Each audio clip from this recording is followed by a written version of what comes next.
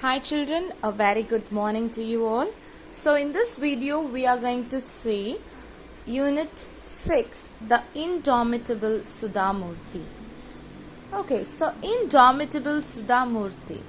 Sudha Murthy is a lady, who is an entrepreneur who has built herself as the entrepreneur, and she is very successful, and this lady is called as Indomitable. Indomitable means someone who you cannot defeat.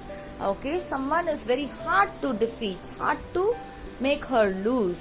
So they have given her the title Indomitable Sudha Murthy. So in this lesson we are going to entirely see what are the struggles she went through, what are the achievements she got in this lesson. Let's see the lesson.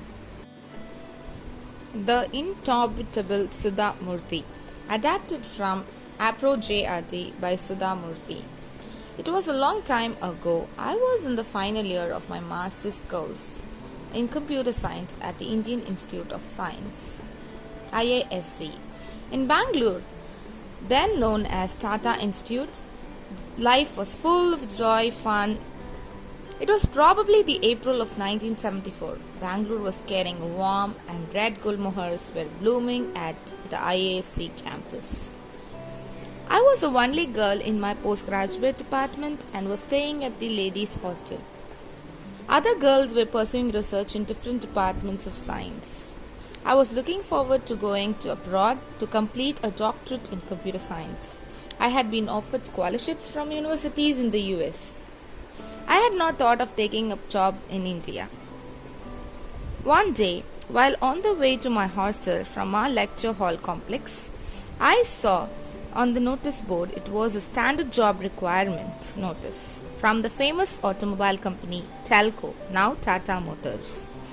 It stated that the company requires young, bright engineers, hardworking and with an excellent academic background, etc. Lady candidates need not apply. I read it and was very upset. Though I was not keen on taking up a job, I saw this as a challenge. I decided to inform the topmost person in Telco's management about the injustice the company was practicing. I got a postcard and started to write.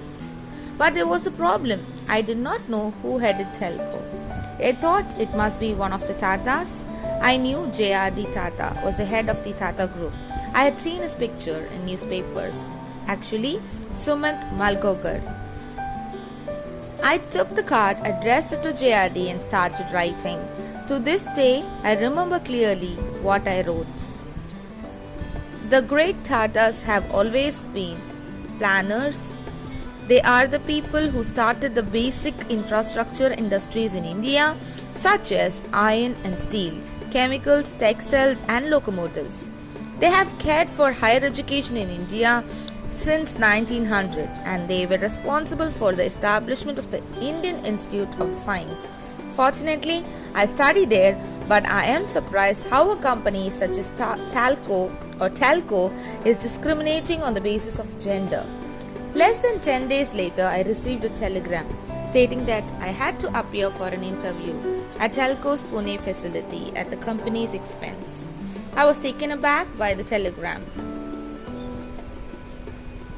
As directed, I went to Telco's primary office for the interview. This is the girl who wrote to JRD. I heard somebody whisper as soon as I entered the room. By then, I knew for sure I would not get the job. That realization abolished all fears from my mind. So I was rather cool while the interviewer was being conducted. Before the interview, I reckoned the panel was biased. So I told them, rather impolitely, I hope this is only a technical interview. They were taken aback by my rudeness. And even today, I am ashamed about my attitude. The panel asked me technical questions and I answered all of them. Then an elderly gentleman with an affectionate voice told me, "Do you know why we said lady candidates need not apply? The reason is that we have never employed any ladies on the shop floor. This is not a co-ed college. This is a factory.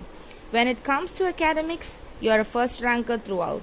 We appreciate that, but people like you should work in research laboratories." I was a young girl from small town Habli. My world had been a limited place. I did not know the ways of large corporate houses and their difficulties.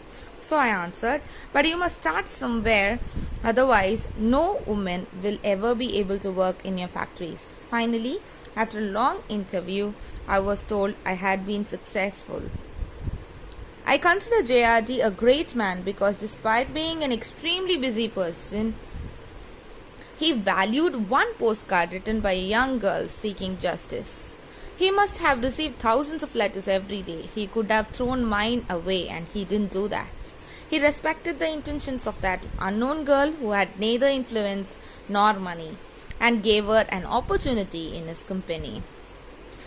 He did not merely give her a job, he changed her life and mindset forever.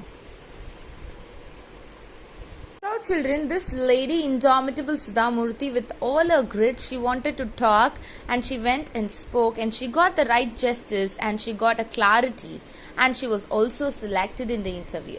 So she was striving for something that was injustice, that is the gender discrimination, and she fought and won this. This is the story. Hope you all listened to it and understood it. Let's discuss a lot about the story in the online session. Thank you.